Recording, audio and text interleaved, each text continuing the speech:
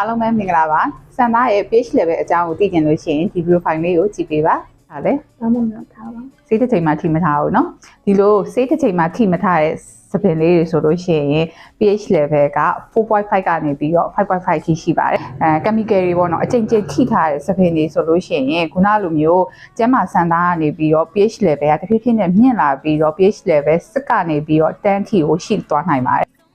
ဒီလိုကျန်းမာတဲ့စံသား pH level 4.5 ကနေပြီးတော့ 5.5 level မှာရှိတဲ့ဒီလိုကျန်းမာတဲ့စံသားအတွက်ဆိုလို့ရှိရင်ဖြောင်းသေးကောက်ဆေးကိုရွေးချယ်တဲ့နေရာမှာ pH level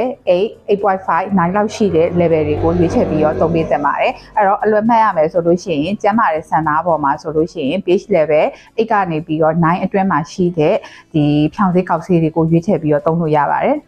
ခုနကလိုကျန်းမာစံသားပေါ်ကိုအကြိမ်ချင်း pH level မြင့်တဲ့ဒီစိုးစေးဖြောင်းစေးကောက်စေးပေါ့နော်ထိလာခဲ့ပြီးအဲ့လိုအကြိမ်ချင်းထိလာတဲ့အချိန်မှာဒီလိုပစ္စည်းစံသားလေးဖြစ်သွားတယ်ပေါ့ဒီလိုပစ္စည်းစံသားဖြစ်သွားတဲ့အချိန်ကြာလို့ရှိရင်တော့အကာလိုက်တဲ့အရန်မြင့်တဲ့ဒီ pH level မြင့်နေပေါ့နော်9တို့8တို့မသုံးသင့်တော့ဘဲနဲ့သူ့ထက်လုံးဝနှိမ့်တဲ့7ကနေပြီးတော့နောက်ဆုံး acid base ပါတယ်ပေါ့နော်7ကနေပြီးတော့6 5 4ဒီလို acid base ပါတဲ့ဒီ chemical ပစ္စည်းတွေကိုပဲသုံးပေးသင့်ပါတယ်အဲ့တော့အလွယ်မှတ်မယ်ဆိုလို့ရှိရင်ပစ္စည်းစံသားပေါ်မှာကျတော့ pH level နှိမ့်တဲ့ဒီ chemical တွေကိုသုံးပေးပြီးတော့ကျန်းမာစံသားမှာဆိုလို့ရှိရင် pH level မြင့်တဲ့ chemical တွေကိုသုံးပေးလို့ရပါတယ်။နောက်တစ်နည်းအနေနဲ့ကကျတော့မာတဲ့စပင်တွေကျန်းမာတဲ့စပင်တွေကိုကျတော့ပျော့အောင်လုပ်ပြီးတော့ကောက်တာဖြောင်းတာတွေလုပ်ပြီးတော့